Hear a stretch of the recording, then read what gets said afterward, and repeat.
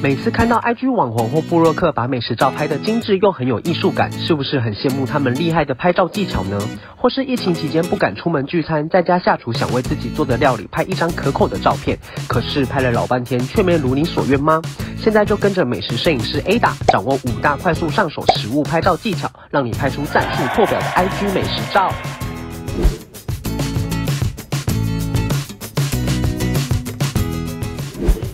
Hello， 大家好，我是摄影师 Ada。那接下来就让我们分享5个摄影技巧来提升你的食物摄影照的质感哦。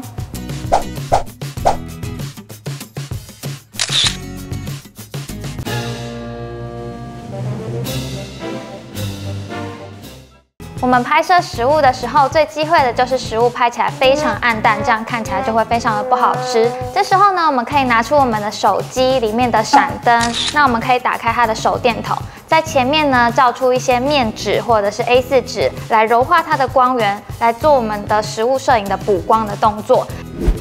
我们在食物的暗面的部分呢，我们可以拿一些 A4 纸啊，或者是白纸袋来做一些反面补光的动作，来增加你整个食物的亮度，提升你的食物的质感。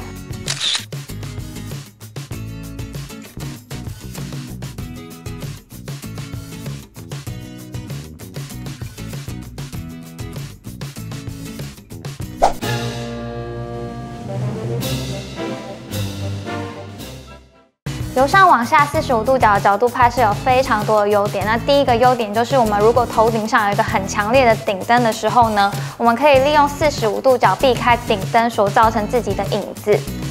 45度角的第二个优点呢，就是我们可以拍出食物的厚度，像是松饼这些东西呢，如果我们用45度角的角度，可以拍出它丰厚的质感。那我们拍摄饮料的渐层的时候，也会使用45度角，因为45度角就是最接近我们人视觉的视角，所以我们也会用45度角拍摄非常多的食物。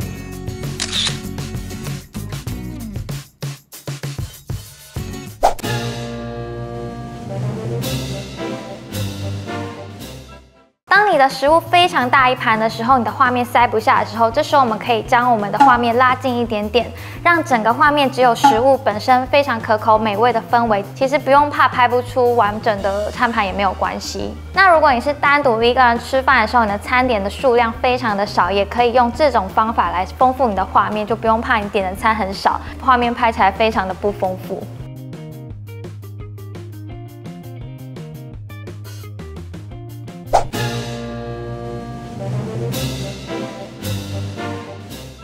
如果你的菜肴非常多的时候，用45度角就拍不出每道菜肴的优点。这时候我们用俯视角拍摄的时候，可以拍出每样菜肴的优点。用俯视角做拍摄的时候，我们也可以想象我们在鸟瞰整个城市。那每样菜肴就是你城市的建筑，你可以用你的方式去排列你的城市，非常适合3、5好朋友聚会在一起的时候，然后你的菜肴非常多的时候，这样子做拍摄。